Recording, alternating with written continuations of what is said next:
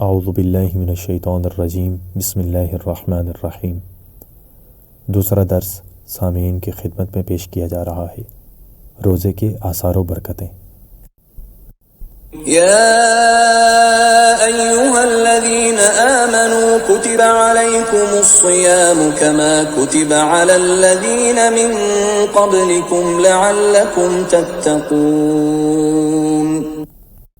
صاحبان ایمان، تمہارے اوپر روزے اسی طرح لکھ دیے گئے ہیں جس طرح تمہارے پہلو والوں پر لکھے گئے تھے، شاید تم اسی طرح متقی بن جاؤ۔ تقوی کے معنی گناہوں سے دوری کے ہیں، اور زیادہ تر گناہ غضب اور شہوت کی بنیاد پر ہوتے ہیں، اور روزہ ان دونوں خواہشوں کی تیزی کو روک دیتا ہے۔ لہٰذا روزہ برائیوں میں کمی اور تقوی میں اضافے کا باعث بنتا ہے۔ روزہ خداوند عالم کی واحد پوشیدہ عبادت ہے۔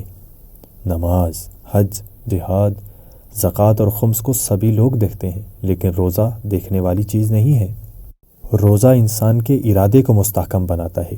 جو شخص ایک مہینے تک کھانے پینے کی چیزوں اور جنسی خواہشات سے دور رہتا ہے تو وہ دوسرے کے مال اور ناموس سے بھی کنارہ کشی کر سکتا ہے۔ روزہ محبت و پیار میں اضافے کا باعث ہوتا ہے۔ جو شخص ایک مہینے تک بھوک و پیاس کا مزہ چکھتا ہے وہ بھوکے پیاسے غریبوں کے درد کو بھی اچھی طرح محسوس کر سکتا ہے۔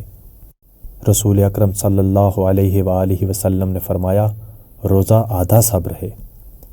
عام لوگوں کے روزے میں کھانے پینے کی چیزوں اور جنسی خواہشات سے پرہیز ہوتا ہے، لیکن خاص لوگوں کے روزے میں روزہ باطل کر دینے والی چیزوں سے پرہیز کے علاوہ گناہوں سے دوری بھی ضروری ہوتی ہے، اور خاص الخاص افراد کے روزہ میں روزہ باطل کر دینے والی چیزوں اور گناہوں سے پرہیز کے علاوہ ان کا دل بھی غیر خدا سے خالی ہوتا ہے۔ روزہ انسان کو ان فرشتوں جیسا پاک بنا دیتا ہے جو کھانے پینے اور جنسی خواہشات سے پاک ہوتے ہیں۔ حضرت رسول اکرم صلی اللہ علیہ وآلہ وسلم نے فرمایا، جو شخص ماہ رمضان میں اللہ کی خوشنودی کے لیے روزہ رکھے تو اس کے تمام گناہ بخش دیے جائیں گے، جیسا کہ حدیث قدسی میں بھی بیان ہوا ہے کہ خداوند عالم نے فرمایا، الصوم لی وانا اجزی بہ، یعنی روزے میرے لیے ہیں اور میں ہی اس کی جزا دینے والا ہوں۔ روزے کی اہمیت اتنی زیادہ ہے کہ بہت سی عبادتوں کی جزا روزے کی جزا کی طرح قرار دی گئی ہے۔ اگرچہ روزہ گزشتہ امتوں پر بھی واجب تھا، لیکن ماہ رمضان کا روزہ انبیاء علیہم السلام سے مخصوص تھا، اور اسلامی امت میں روزہ تمام مسلمانوں پر واجب ہے۔ پیغمبر اکرم صلی اللہ علیہ وآلہ وسلم سے منقول ہے کہ آپ نے فرمایا، ہر چیز کے لیے زکوٰۃ ہوتی ہے اور بدن کی زکوٰۃ روزہ ہے۔ روزے رکھنے کے آداب و شرائط۔ ایاما معدودات، فمن كان منكم مريضا أو على سفر فعدة من أيام أخر، وعلى الذين يطيقونه فدية طعام مسكين، فمن تطوع خيرا فهو خير له، وأن تصوموا خير لكم إن كنتم تعلمون۔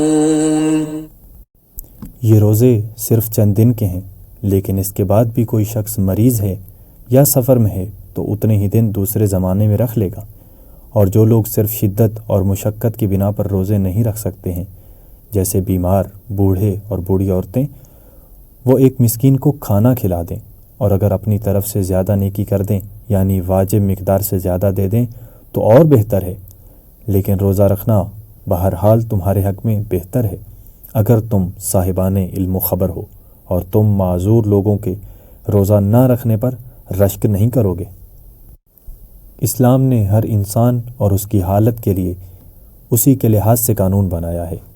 اس آیت میں مسافروں، بیماروں اور بوڑھے لوگوں کا حکم بیان ہوا ہے۔ اگر انسان ان حالات میں روزہ نہیں رکھ سکتا تو پھر دوسرے دنوں میں ان کی قضا رکھے تاکہ روزہ کے فوائد سے بہرہ مند ہو سکے۔ خداوند عالم کے حکم کے سامنے تسلیم ہونے کی بڑی اہمیت ہے۔ اگر اس نے روزہ رکھنے کا حکم دیا ہے تو روزہ رکھیں، اور اگر اس نے روزہ نہ رکھنے کا حکم دیا ہے تو انسان روزہ نہ رکھے۔ تفسیر مجموع البیان میں بیان ہوا ہے بعض اصحاب رسول سفر کی حالت میں بھی روزہ رکھتے تھے اور وہ اپنا روزہ توڑنے پر مائل نہیں ہوتے تھے۔ حضرت رسول اکرم صلی اللہ علیہ وآلہ وسلم نے ان لوگوں کو گناہگار قرار دیا۔ حضرت امام صادق علیہ السلام نے فرمایا اگر کوئی شخص سفر میں روزہ رکھے تو میں اس کا نماز جنازہ نہیں پڑھاؤں گا۔ بہرحال اگر کوئی مسافر یا بیمار رکھے تو اس کا روزہ باطل ہے اور اسے اس کی قضا رکھنا ہوگی۔ حضرت امام صادق علیہ السلام نے فرمایا اگر کوئی ماں اپنے بچے کو دودھ پلانے یا اپنے شکم میں موجود بچے کے سلسلہ میں نقصان کا احساس کرے تو اسے روزہ نہیں رکھنا چاہیے، اور یہ خداوند عالم کے لطف و کرم اور اس کی محبت کی نشانی ہے۔ افطاری۔ حضرت رسول خدا صلی اللہ علیہ وآلہ وسلم نے فرمایا اگر کوئی شخص اپنی حلال روزی سے کسی روزہ دار کو افطار کرائے تو فرشتے ہر وقت اور جناب جبرائیل شب قدر میں اس پر درود و سلام بھیجتے ہیں۔ افطاری دینا ایک عبادت ہے، لیکن افطاری دینے میں خلوص اور رضا الہی کی نیت شرط ہے۔ انما نطعمکم لوجہ اللہ۔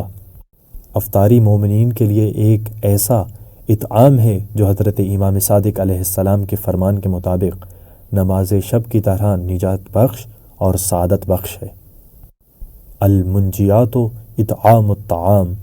افطاری دینا ایک طرح سے مومنین کا اکرام اور احترام اور ان کے دلوں کو خوش کرنا ہے۔ افطاری دلوں کو ایک دوسرے سے نزدیک کرنے، صلہ رحم کرنے اور نفاق و دشمنی کو دور کرنے والی ہے۔ افطاری اپنے اور اپنے اہل و عیال کی بخشش اور والدین کے ساتھ نیکی اور احسان کا سبب ہے۔ افطاری ہدایت و ارشاد کا ذریعہ ہے، لیکن افطاری کا مقصد دوسروں پر فخر و مباحات کرنا نہ ہو۔ ایسا نہ ہو کہ ہم اپنی افطاری میں صرف مالداروں اور عہدیداروں کو بلائیں۔ ایسا نہ ہو کہ افطاری کے دسترخوان پر گناہ کریں، دوسروں کو ذلیل کریں اور غیبت اور بغاوت کی باتیں کریں۔ ایسا نہ ہو کہ مہمانوں کی بے احترامی کریں اور ان کے ساتھ بے ادبی کے ساتھ پیش آئیں یا انہیں ذلیل و رسوا کریں۔ ایسا نہ ہو کہ افطاری میں بہت زیادہ فضول خرچی، دیکھا دیکھی اور حسد سے کام لیا جائے۔ ایسا نہ ہو کہ ہم افطاری کے لیے اپنے اہل و عیال یا دوسروں سے زبردستی کام لیں اور انہیں تکلیف پہنچائیں۔ ایک روایت میں منقول ہے جو شخص کسی روزہ دار کو افطاری کرائے تو اسے روزہ دار کے برابر ثواب ملے گا۔